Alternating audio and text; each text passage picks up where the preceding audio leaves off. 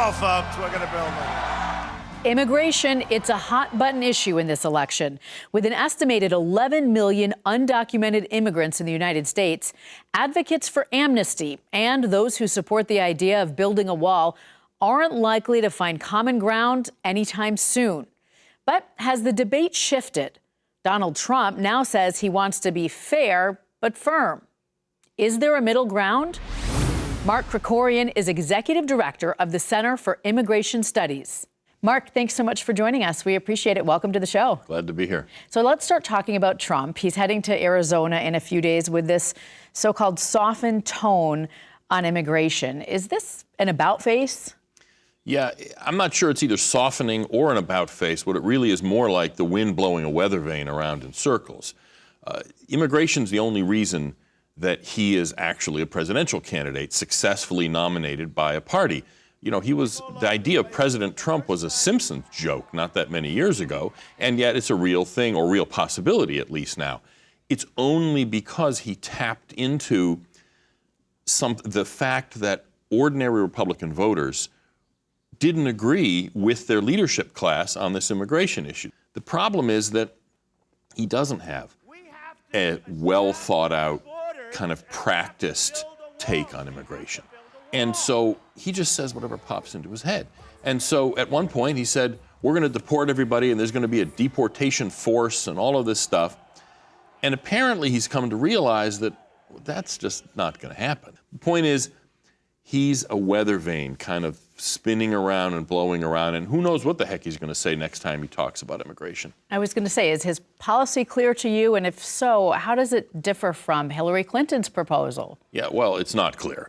Hillary Clinton actually is probably more clear, at least on the illegal immigration issue. Hillary actually has a pretty good idea what she wants to do, and she has said clearly on TV, consistently, that no one in the United States who's an illegal immigrant will be deported unless they are convicted of violent felonies. And so that's a pretty clear position, and that actually is very different from what sort of Trump has been saying about enforcing the law and all that stuff. But Trump's position is so amorphous, it's kind of hard to compare, except that now he seems to have become the 9th member of the Gang of 8. And where does the American public stand on this? Are they more in line with Hillary Clinton or with Donald Trump, or kind of in between? They're sort of neither. That's the thing. See, most Americans can live with some kind of amnesty of some substantial part of the illegal population. People have been here a long time. They've got kids. They're not dope dealers, that kind of thing.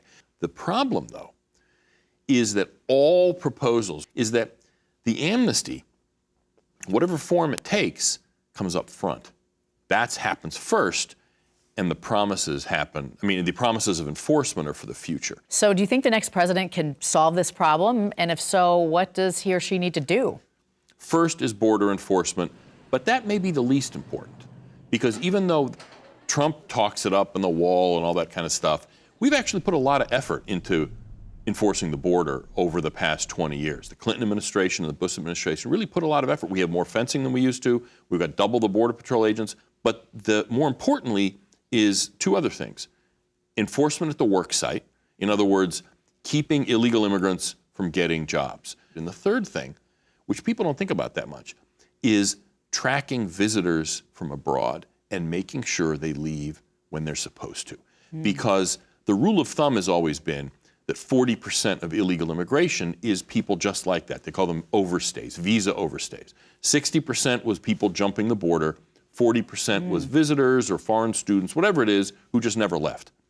It's switched now. Most of the 1,000 illegal aliens a day settling in the United States today, this day, the majority of them are visa overstayers.